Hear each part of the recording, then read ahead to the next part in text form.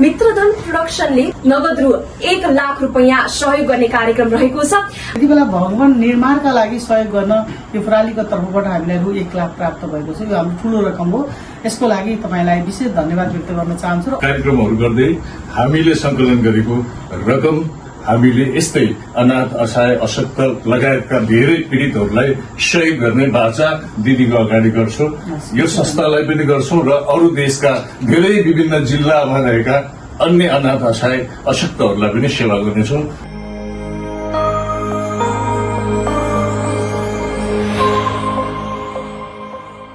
मित्रधन प्रोडक्सनले विभिन्न किसिमका जनचेतनामूलक कार्यक्रमहरू सञ्चालन गर्दै संकलन गरेको रकम अनाथ असहाय अशक्त त्यस्तै गरी आर्थिक रूपले विपन्न व्यक्ति तथा परिवारहरूका लागि न्यानो लत्ता कपडा राहत सामग्री भवन निर्माण रकम वितरण त्यस्तै गरी विभिन्न किसिमका उपचार खर्च समेत सहयोग गर्ने क्रममा आज आदर्श गृह नेपालको भवन निर्माण त्यस्तै गरी यहाँका अनाथ असहाय र अशक्त व्यक्तिहरूको लागि सहयोग गर्ने उद्देश्यले आज नगद रु 1 लाख रुपैयाँ सहयोग गर्ने कार्यक्रम रहेको छ।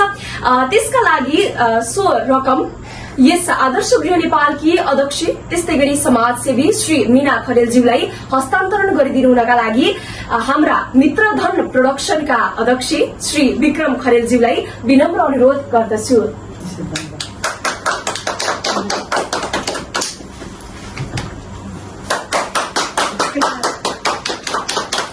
धन्यवाद।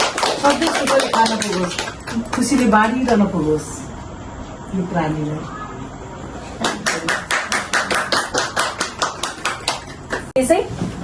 विभिन्न किसिमका जुन गतिविधिहरू गरेर विभिन्न जनचेतनामूलक कार्यक्रमहरू सञ्चालन गरेर चाहिँ अनाथ असहाय अशक्त व्यक्तिहरूलाई विभिन्न शीर्षकले चाहिँ सहयोग गर्दै आइरहेको छ। त्यही क्रममा आज यो आदर्श गृह नेपाललाई पनि सहयोग गर्ने सौभाग्य हामीलाई मिलेको छ।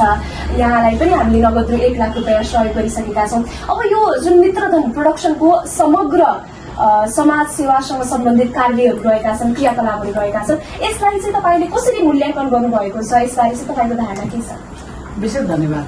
यति बेला म आदर्श गृह परिसरमा मित्रधन प्रोडक्सनका प्रमुख अथवा कार्यकारी निर्देशक भाइ विक्रम खरेल लगायतको टिमको बीचमा छु र आदर्श गृह नेपालका सचिव साले पत्रकार पनि भाइ अर्जुन अधिकारी एसगिरीकी आमा भेगकुमार जीसी सँगै रहेको छु। आज जुन कार्यक्रम मित्रधन प्रोडक्सनले गरेको छ यसका प्रति मैले स्वर्गीय दाजु मित्रलाल खरेल र भाउजू धनखरी खरेललाई स्मरण गर्न चाहे। एउटा असल सन्तानले आफ्ना बुवा आमाको नाममा एउटा किसिमको चाहिँ प्रोडक्सन स्थापना मार्फतबाट परोपकारी काम गरेको सुन्दा लामो समयदेखि त्यही क्षेत्रमा काम गरेको एउटा कार्यकर्तालाई यस्ता कुराहरूले प्रशंसित बनायो, प्रफुल्लित बनायो र यो प्रोडक्सन प्रति परिवारप्रति विशेष आभार व्यक्त गर्न चाहन्छु। हामीसँग सामाजिक उत्तरदायित्व छ। हामी कुनै न कुनै पेसा व्यवसाय गर्छौं, त्यसका अतिरिक्त हाम्रो जिम्मेवारी छ समाजप्रति। त्यसैले यसले आफ्नो प्रणाली मार्फतबाट चाहिँ सामाजिक उत्तरदायित्व निर्वाह गरेर जुन आदर्श गृहहरू 1 लाख रकम सहयोग हस्तान्तरण गरेको छ यसका प्रति म यस संस्थाको जिम्मेवार प्रतिनिधिका हिसाबले हामी यहाँलाई विशेष धन्यवाद व्यक्त गर्न चाहन्छु र आगामी दिनमा पनि यस्तै परोपकारी गतिविधिहरूमा यो प्रणालीको ध्यान जाओस् र काम गरिरहेको छ। त्यो सुनेर मलाई असाध्यै खुसी लागेको छ भने भविष्यमा पनि यस्तो कामको निरन्तरता र थप जिम्मेवारी साथ यो प्रणालीले आफूलाई समाजमा स्थापित गराउन सकोस् मेरो शुभभावना छ, शुभकामना छ। यसबाट हामी आदर्श गृह नेपाल स्थानीय संघ संस्था र व्यक्तिको सहयोगबाट सञ्चालन रहेको यो संस्थाले हामी भरतपुर महानगरपालिका वार्ड नम्बर 15 मा चाहिँ आफ्नै जग्गामा भवन निर्माणका क्रममा छौं। त्यति बेला भवन निर्माणका लागि सहयोग गर्न यो प्रणालीको तर्फबाट हामीलाई रु 1 लाख प्राप्त भएको छ। यो हाम्रो ठूलो रकम हो। यसको लागि तपाईलाई विशेष धन्यवाद व्यक्त गर्न चाहन्छु र अरू पनि तपाई मार्फतबाट यो अभियानमा सबै जुट दिनको लागि एकपटक यो परोपकारी सेवाको काममा जुट्नको लागि तपाईको मिडिया मार्फतबाट तपाईको यो च्यानल मार्फतबाट प्रविधिका माध्यमबाट तपाईहरुलाई अनुरोध गर्न चाहन्छु र भाइ विक्रम लगायतको यो टिम जो मेरो सामनेमा छ र जति आउनु भएको छैन उहाँ समेतलाई यो प्रणालीभित्र आबद्ध रहनुभएका सबै साथीहरूलाई चाहिँ म विशेष धन्यवाद व्यक्त गर्न चाहन्छु। यो असल कर्मको यो राम्रो कर्मको सम्मान गर्न चाहन्छु, यसको निरन्तरताको अपेक्षा गर्न चाहन्छु। धन्यवाद। अब त्यसै गरी चाहिँ हाम्रो मित्रधन प्रोडक्सनको यो टिमले नै एउटा महिला हिंसामा आधारित नाटक यति बेला तयार गर्दैछ यो राष्ट्रिय तथा अन्तर्राष्ट्रिय स्टेजमा समेत यसलाई प्रस्तुत गर्ने गरेको चाहिँ एकदम तीव्र रूपले चाहिँ तयारी भइरहेको छ। अब यो एउटा महिला हिंसासँग सम्बन्धित नाटक भएको हिसाबले साथमा तपाईँ एउटा महिला अधिकार कर्मी भएको नाताले साथमा समाजसेवी समेत भएको नाताले चाहिँ यो जुन नाटक प्रति मित्रधन प्रोडक्सनको जुन तयारी भएको छ यसलाई चाहिँ तपाईँले कसरी आफ्नो धारणा व्यक्त गर्न चाहनुहुन्छ, के भन्न चाहनुहुन्छ? विशेष धन्यवाद छ, किनभने समाजलाई हिंसा रहित सभ्य सुरक्षित समाज निर्माण गर्नु आजको आवश्यकता हो।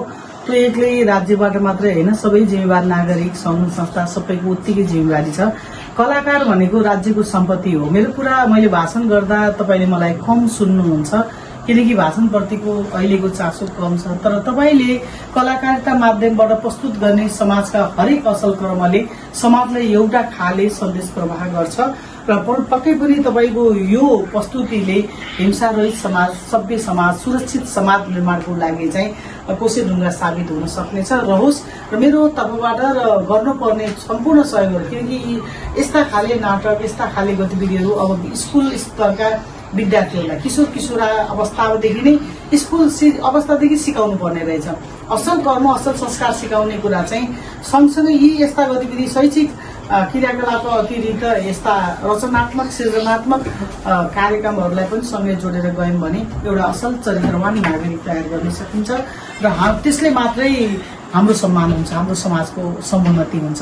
त्यसका लागि म व्यक्तिगत रूपमा र म आबद्ध भएको संस्था र म अहिले राजनीतिक रूपमा पनि भर्खर नेपाल महिला संघको केन्द्रीय अध्यक्षको जिम्मेवारी प्राप्त गरेको छु। त्यो संगठनका माध्यमबाट पनि राष्ट्रियव्यापी 77 जिल्लामा यस्ता रचनात्मक सृजनात्मक अभियान मार्फतबाट सचेतना प्रवाह गर्ने कुरामा मेरो महत्वपूर्ण भूमिका रहनेछ।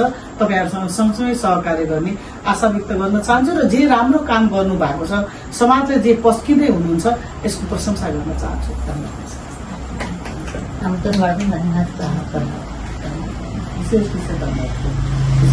अब त्यस्तै गरी चाहिँ हाम्रो यो मित्रधन प्रोडक्सनका अध्यक्ष हुनुहुन्छ, उहाँलाई पनि हाम्रो यो समग्र संस्थाको कार्य गतिविधि त्यस्तै गरी आगामी योजनाहरूका बारेमा पनि 2 शब्द राखिदिनुका लागि अनुरोध गर्दछु। धन्यवाद। मित्रधन प्रोडक्सन एउटा कलाकारहरूको टिम हो।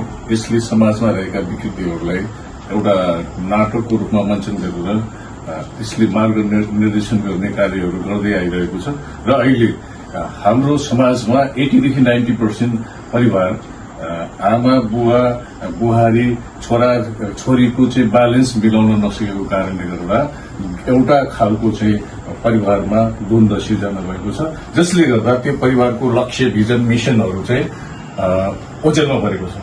हो, त्यो परिवारलाई एउटा मार्ग निर्देशन दिनको लागि आमा बुवाको महत्व के हो, हैन, परिवारको महत्व के हो, संगठित भएर बस्दा के हामीले हासिल गर्न सकिन्छ भन्ने खालको नाटक हामीले तयार गरेका छौं।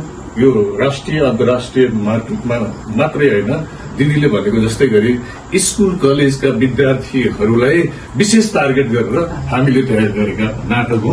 यसको लागि दिदीहरूको चाहिँ आशीर्वाद मिलोस्, सबैको आशीर्वाद मिलोस् र हामी विभिन्न कार्यक्रमहरू गर्दै हामीले संकलन गरेको रकम हामीले यस्तै अनाथ असहाय अशक्त लगायतका धेरै पीडितहरूलाई सहयोग गर्ने बाचा दिदीको अगाडि गर्छौं। यो संस्थालाई पनि गर्छौं र अरू देशका धेरै विभिन्न जिल्लामा रहेका अन्य अनाथ असहाय अशक्तहरूलाई पनि सेवा गर्नेछौं र अहिले तत्कालै हामीले 2-3 वटा भवन जो चाहिँ बर्खाको बेलामा चुइने खालका छन्, हावाहुरी बतासले लथालिङ्ग बनाउने स्थितिमा छ र त्यो भवन निर्माण गर्नको लागि पनि हामी एक हप्ताभित्रमा जुट्दैछौँ। यहाँहरू सम्पूर्णलाई र दिदीलाई सबैलाई धेरै धेरै धन्यवाद। विशेष धन्यवाद। सबै असल कर्मको लागि विशेष धन्यवाद अध्यक्षज्यू लगायत यो टिमलाई।